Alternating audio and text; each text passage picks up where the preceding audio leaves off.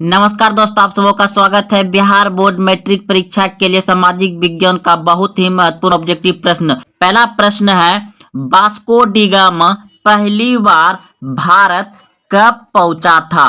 Vasco D gamma पहली बार भारत कब पहुंचा था? तो ऑप्शन नंबर डी बिल्कुल सही है, 1498 में। अगला प्रश्न है, तुम मुझे खून दो मैं तुम्हें आजादी दूंगा का नारा किसने दिया था? तुम मुझे खून दो मैं तुम्हें आजादी दूंगा का नारा किसने दिया था? सुभाष चंद्र बोस। ऑप्शन नंबर सी बिल्कुल सही है, सुभाष चंद्र बोस ने दिया था। मजदूर दिवस किस तिथि को मनाया जाता है?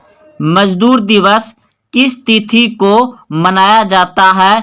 तो आपका ऑप्शन नंबर सी बिल्कुल सही है, 1 मई को मजदूर दिवस मनाया जाता है।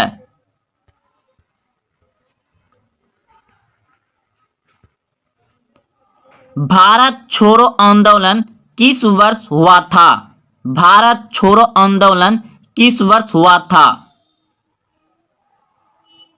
1942 ईस्वी में। ऑप्शन नंबर ए सही है।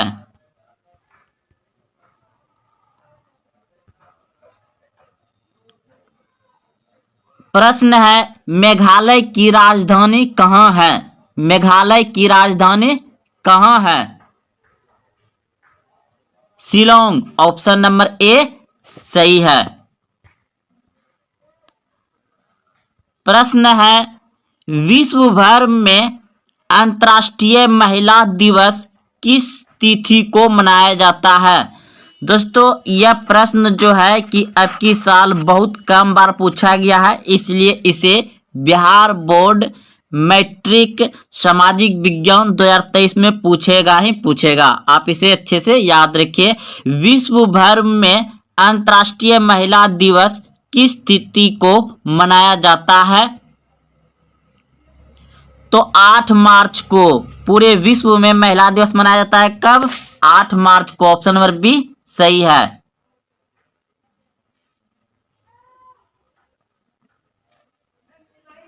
कार्बन के प्रमुख अपरूप कौन सा है? कार्बन के प्रमुख अपरूप कौन सा है?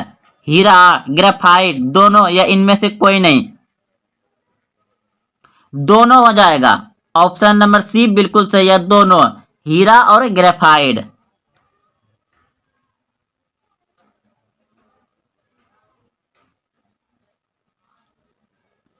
भोपाल गैस त्रासदी में किस गैस का रिसाव हुआ था? दोस्तों, यह भोपाल गैस जो दुर्घटना हुआ था, इसमें कौन सा गैस जो फटा था, त्रासदी हुआ था, वो कौन सा है? तो इस प्रश्न का उत्तर हो जाएगा आपका ऑप्शन नंबर सी बिल्कुल सही है, methyl isocyanide. Option number C सही है। अगला प्रश्न है, द्रोणाचार्य पुरस्कार किसे दिया जाता है? द्रोणाचार्य पुरस्कार किसे दिया जाता है? द्रोणाचार्य पुरस्कार दिया जाता है खेल प्रशिक्षक को, यानी कोच को। खेल प्रशिक्षक को यानी कोच को दिया जाता है। इंसुलिन किसके द्वारा स्रावित होता है? इंसुलिन किसके द्वारा स्रावित होता है? अग्नाशय द्वारा। ऑप्शन नंबर ए सही है, अग्नाशय द्वारा इंसुलिन स्रावित होता है।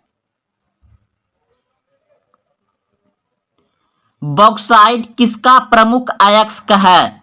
बॉक्साइट किसका प्रमुख अयस्क है? एल्युमिनियम का। ऑप्शन नंबर सी सही है, एल्युमिनियम का। प्रश्न है, रक्त का पीएच मान कितना होता है? रक्त का पीएच मान कितना होता है? 7.4। रक्त क्या होता है? क्षारीय। क्षारीय कौन सा होता है? जो 7 से अधिक हो उसे क्षारीय कहते हैं, और जो 7 से कम है उसे अम्लीय कहते हैं, और जो 7 के बराबर है उसे उदासीन कहते हैं। जैसे जल का pH मान कितना होता है? 7, तो वह जल उदासीन है। प्रश्न है, प्रकाश वर्ष किसका मात्रक है? प्रकाश वर्ष किसका मात्रक है? तो दूरी का। ऑप्शन नंबर सी सही है, दूरी का। वायुमंडलीय दाब किस यंत्र से मापा जाता है? वायुमंडलीय दाब किस यंत्र से मापा जाता है?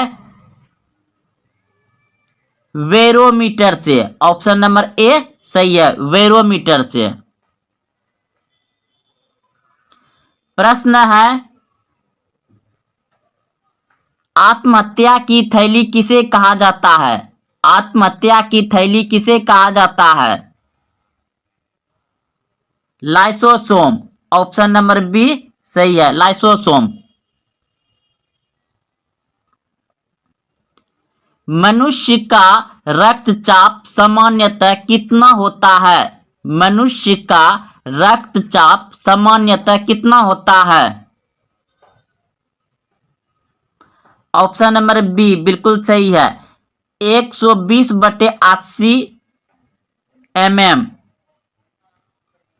अगला प्रश्न है, मार्स गैस के रूप में किसे जाना जाता है? मार्स गैस के रूप में किसे जाना जाता है?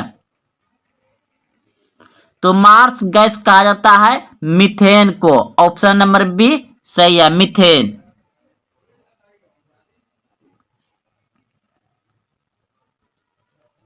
बिहार दिवस कब मनाया जाता है? बिहार दिवस कब मनाया जाता है? 22 मार्च को। ऑप्शन नंबर ए सही है, 22 मार्च को बिहार दिवस मनाया जाता है। भारतीय रिजर्व बैंक का राष्ट्रीयकरण कब किया गया था? भारतीय रिजर्व बैंक की स्थापना आप सभी जानते हैं 1935 में, जिसका राष्ट्रीयकरण कब किया गया था? 1949 में। ऑप्शन नंबर सी सही है, 1949 में भारतीय रिजर्व बैंक की स्थापना किया गया था। सॉरी, राष्ट्रीयकरण किया गया था, राष्ट्रीयकरण। स्थापना 1935 में, और इसका राष्ट्रीयकरण कब किया गया था? 1949 में। सूचना का अधिकार, सूचना का अधिकार कब लागू हुआ? सूचना का अधिकार कब लागू हुआ? सूचना का अधिकार लागू हुआ 2005 में। 2005 में। ऑप्शन नंबर डी सही है।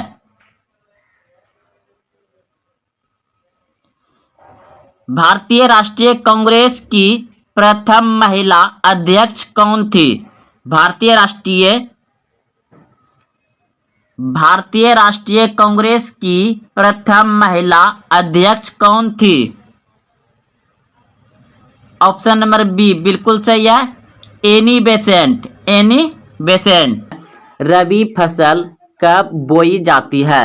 रबी फसल कब बोई जाती है? ऑप्शन ए जून जुलाई में। ऑप्शन बी अगस्त सितंबर में। ऑप्शन सी अक्टूबर नवंबर में। ऑप्शन डी जनवरी फरवरी में। रबी फसल की बुआई होती है अक्टूबर नवंबर में। ऑप्शन नंबर सी सही है, रबी फसल कब बोई जाती है? अक्टूबर नवंबर में। ऑप्शन नंबर सी सही है। अगला प्रश्न देखिए, खरीफ फसल कब बोई जाती है? खरीफ फसल कब बोई जाती है? जून जुलाई में। ऑप्शन नंबर ए सही है, जून जुलाई में खरीफ फसल बोई जाती है। सर्वप्रथम हरित क्रांति किस राज्य में आई थी? सर्वप्रथम हरित क्रांति किस राज्य में आई थी? Option A Andhra Pradesh. Option B Orissa, option C Bihar, option D Punjab. सर्वप्रथम हरित क्रांति आई थी पंजाब में, ऑप्शन नंबर डी सही है, पंजाब। अगला प्रश्न है, पीली क्रांति किसके उत्पादन से संबंधित है? पीली क्रांति किसके उत्पादन से संबंधित है? तो तेलहन से।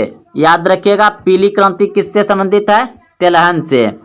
पीली क्रांति किससे संबंधित है? तेलहन से। ऑप्शन नंबर डी सही है। प्रश्न है, भूरी क्रांति किसके उत्पादन से संबंधित है? भूरी क्रांति किसके उत्पादन से संबंधित है? उर्वरक। ऑप्शन नंबर सी सही है। लाल क्रांति किससे संबंधित है? लाल क्रांति किससे संबंधित है?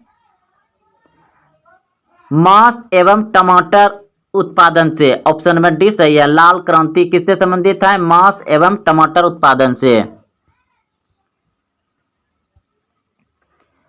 गुलाबी क्रांति किससे संबंधित है? गुलाबी क्रांति किससे संबंधित है? झींगा उत्पादन से। ऑप्शन नंबर ए सही है। गुलाबी क्रांति किससे संबंधित है? झींगा उत्पादन से। श्वेत क्रांति किससे संबंधित है? श्वेत क्रांति किससे संबंधित है? दूध उत्पादन से। ऑप्शन नंबर सी सही है। श्वेत क्रांति किससे संबंधित है? दूध उत्पादन से। यह बिहार बोर्ड मैट्रिक परीक्षा में बार बार प्रश्न पूछे जाते हैं। रजत क्रांति किससे संबंधित है? रजत क्रांति किससे संबंधित है? अंडा उत्पादन से। ऑप्शन नंबर बी सही है। रजत क्रांति किससे संबंधित है? अंडा उत्पादन से। ऑप्शन नंबर बी सही है।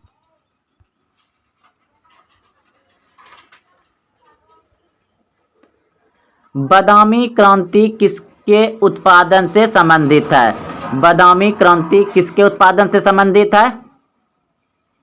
बादामी क्रांति किसके उत्पादन से संबंधित है? तो मसाला। ऑप्शन नंबर डी सही है। बादामी क्रांति मसाला उत्पादन से संबंधित है। ऑप्शन नंबर डी सही है।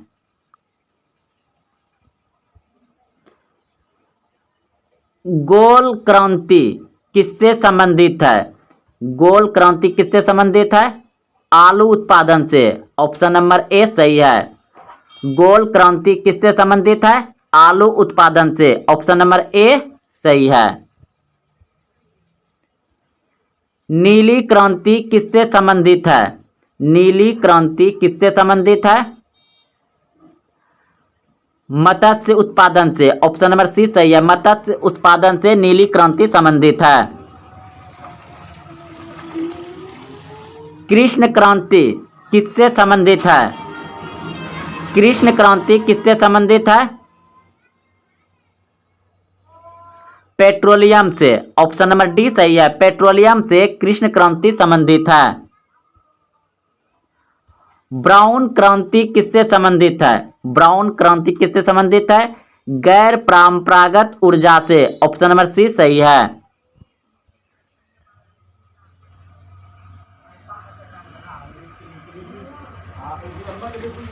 सुनहरी क्रांति किससे संबंधित है? सुनहरी क्रांति किससे संबंधित है? फल उत्पादन से। ऑप्शन नंबर ए सही है। फल उत्पादन से। इनमें से कौन प्रत्यक्ष कर है?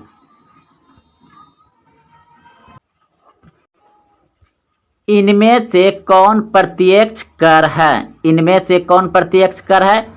तो भू राजस्व कर। ऑप्शन नंबर ए सही है। भू राजस्व कर। इनमें से कौन अप्रत्यक्ष कर है? इनमें से कौन अप्रत्यक्ष कर है? बिक्री कर। बिक्री कर क्या है? अप्रत्यक्ष कर है बिक्री कर।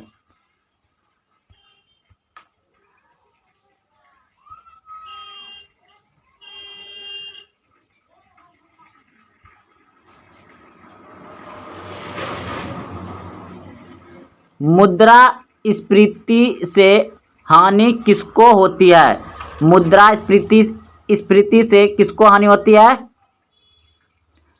देनदार को। ऑप्शन नंबर ए सही है। मुद्रास्फीति से किसको हानि होती है? देनदार से।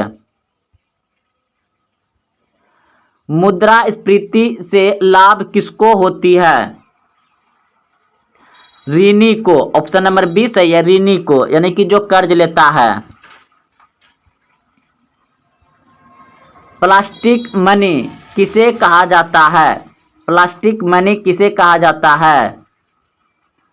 क्रेडिट कार्ड को। ऑप्शन नंबर ए सही है, क्रेडिट कार्ड को प्लास्टिक मनी कहा जाता है।